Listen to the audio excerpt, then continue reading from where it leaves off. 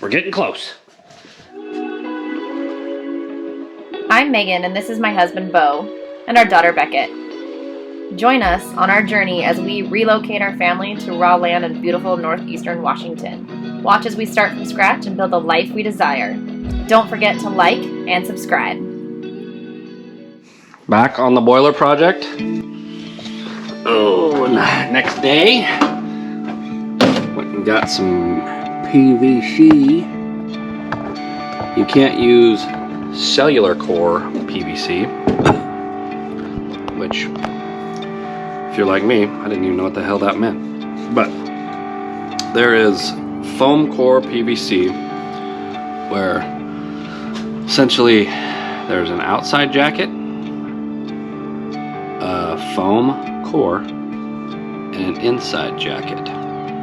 And it makes the pipe like half the price, half the weight, but is not rated for heat, where we're using this for the vent of our boiler. So PVC right now is extremely hard to find, 3-inch at least, and 3-inch non-cellular core is even harder to find. So I went to town last night, got this, and we'll start putting her together. Get that in there, get a 45 over, 45 up, to the races.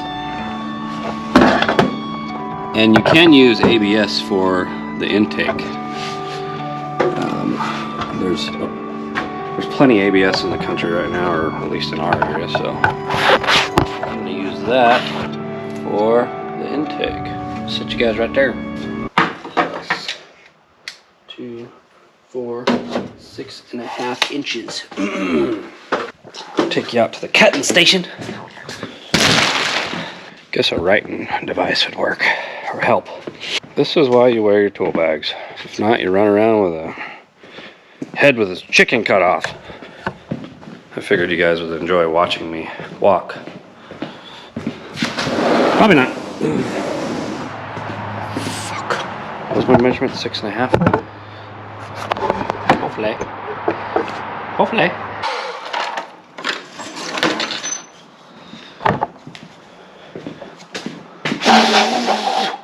Gotta keep the door closed. The cats keep sneaking in and out. When they come out of the wall, they can be next to each other. Maybe we'll do that. Or they have to be exhaust above the intake, because the exhaust is obviously going to rise. So they don't want your exhaust being under your intake, and then your exhaust comes and gets back into your intake. All this was in the Lochinvar manual, and the gist of it, was, I believe it was 12 inches from edge to edge of separation. So I'll probably increase that to, I don't know, 16, 18 inches, just to make sure we're covered. Right now, if I come out the way I need to, exhaust is in front of the intake. So if I both came up and tried to 90 the intake over, it'll run into the exhaust. So I think we're gonna need to come out of here, get this mocked up, go upstairs and take a look.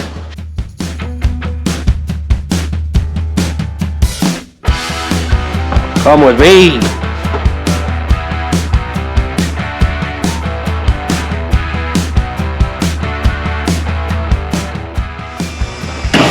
Oh gosh. Keep going. Oh Lord. Oh hey. It's kind of terrifying watching him drill holes through the siding. I can see you. Hope this is right. It looks good spacing wise to me from down here, but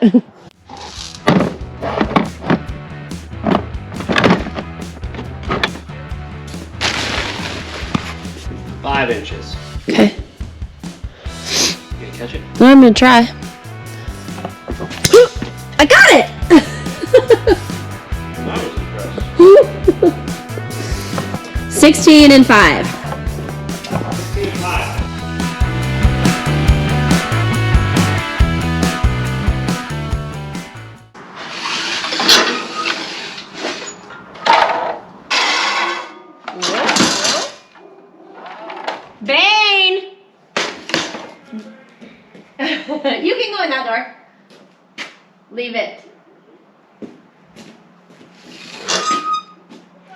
Dang dog. I mean, I know we got him to alert us when people are here, but sometimes, especially now, because when we're inside, we can't see anything outside because there's no windows in the shop and we're parked in the shop, so we can't even see like through the house or anything, and so we can't tell when people are here or not.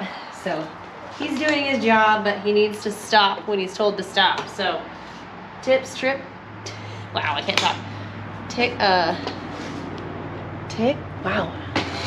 Tips or tricks? Let me know.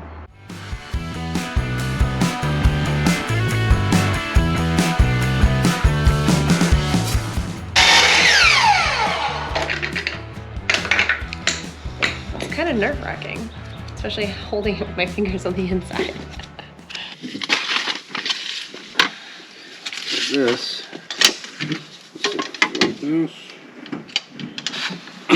Why don't you, let's hold that again.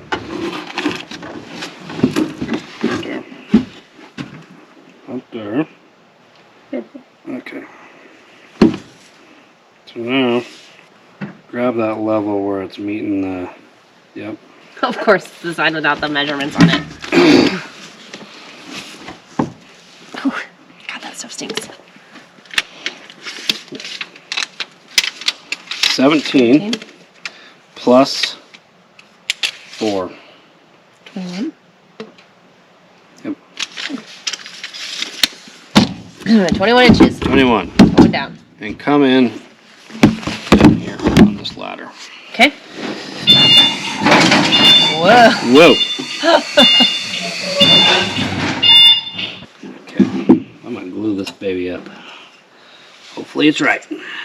This applicator is too small for this size of pipe. I was being cheap and I knew I needed to glue 3/4 inch too.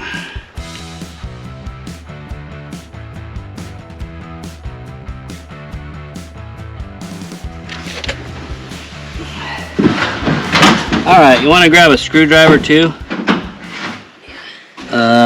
Flathead, a big one. Like I think it's 601 or I don't know. Not the skinny one. The one on your right hand. What's it say on the back of it? 600. Okay. 601 looks skinny. Got it. Here's your pencil. No, I had a marker up here. Oh. Okay, tighten that up, will you? Right here? Yeah. Okay, that's good. Okay.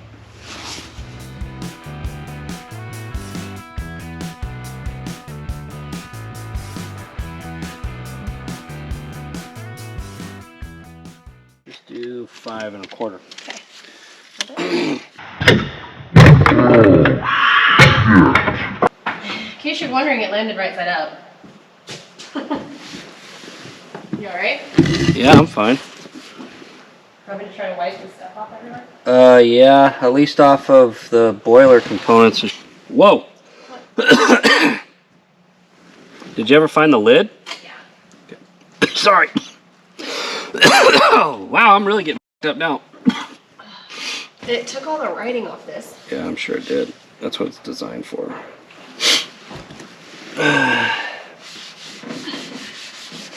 Oh god.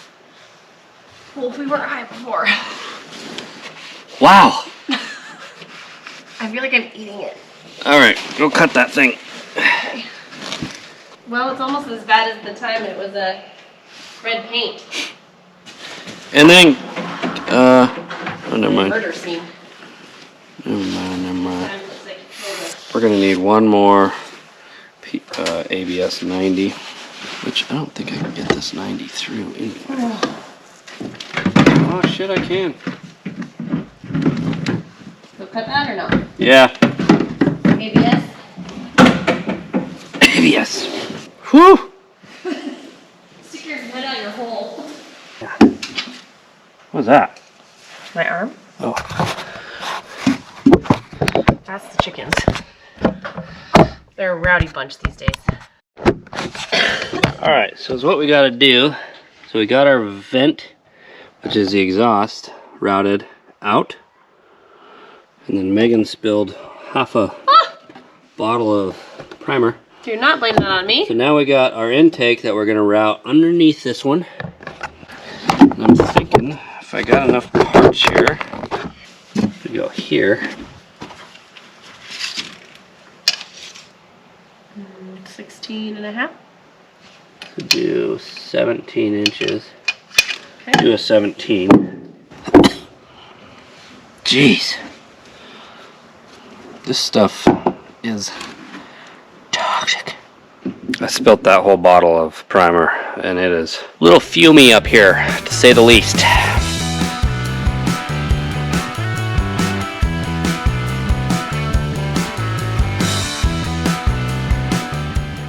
Alright, how about this guy again?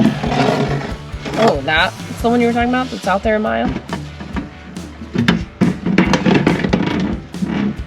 Sure is.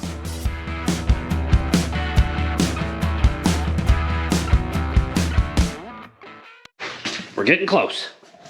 Got our T-stat fired up. I was on the phone with the supplier, Jane's Radiant. They walked me through how to get water in here. This is actually gonna get plumbed into our culinary water. This is the makeup water. But since I don't have our freaking plumbing done, I'm gonna cheat and use this to fill the system, and then I'll just keep this hose hooked up until I get culinary hooked here. So, got that. Megan's out getting a male-to-male, because when you use a garden hose, these are meant for drains, typically. So you would hook the other end of the garden hose to it. But I want to fill, and this doesn't work. Maybe in some social circles, but not for hoses.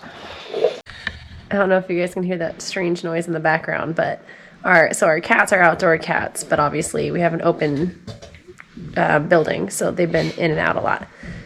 But we have it closed off as much as possible right now, and they kept figuring out how to get in. They were literally like going through the tieback and climbing up the... I think they just got in. Go see them. Get that light with you. I am. They are! These dang things.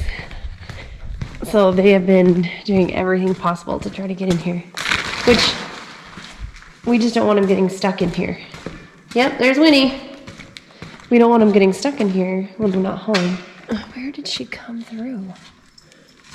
I don't understand. It's like, we have it totally glued. It's stapled. I mean, I have no idea how they're getting through here. Oh, I can hear Binks. They have to be coming up through that. That is my only... Let's see if she'll show me how she did it. I think will. Here's this hole over here. Maybe that's what it is. Definitely not a hole.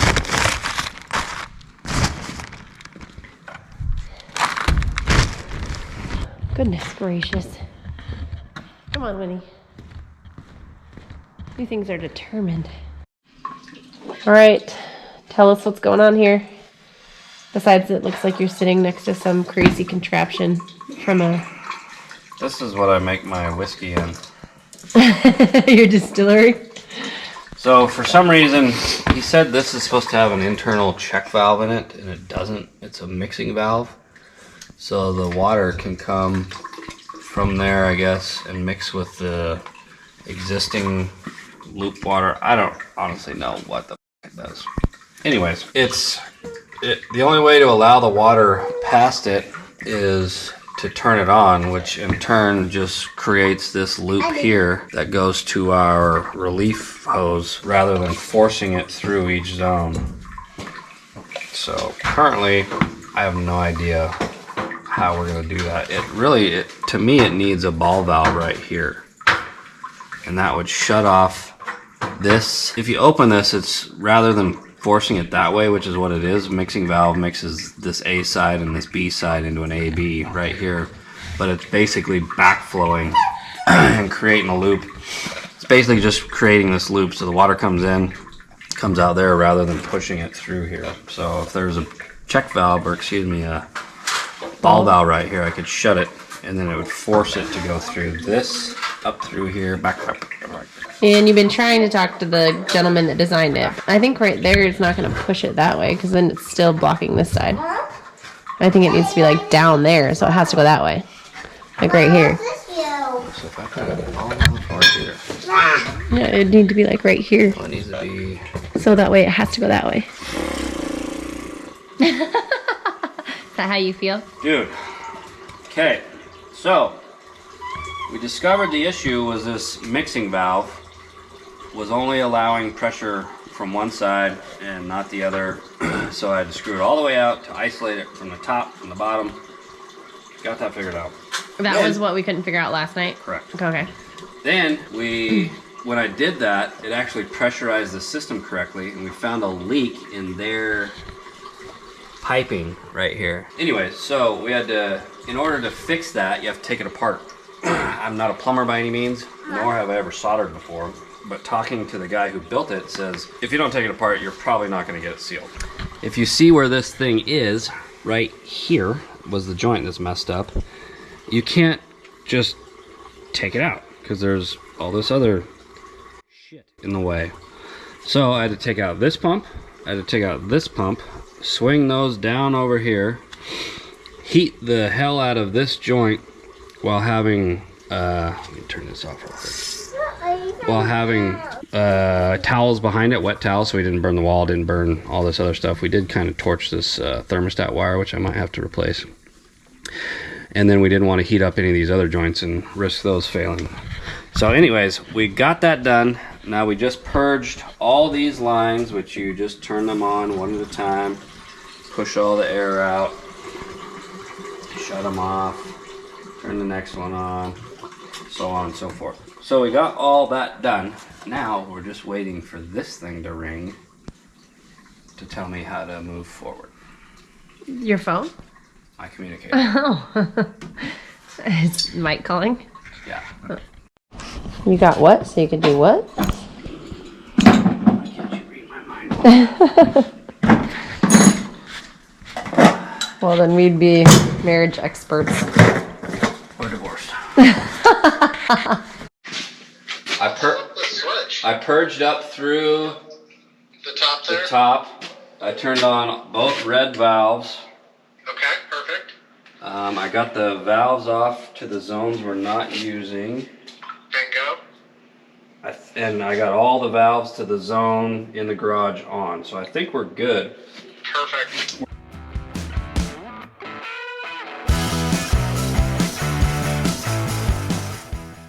What your set point is. So whatever's in the middle, make sure your right number is above it, and that'll get it to call for E. What's it saying on the middle one? What's that? Where's the best way to or place to burp it?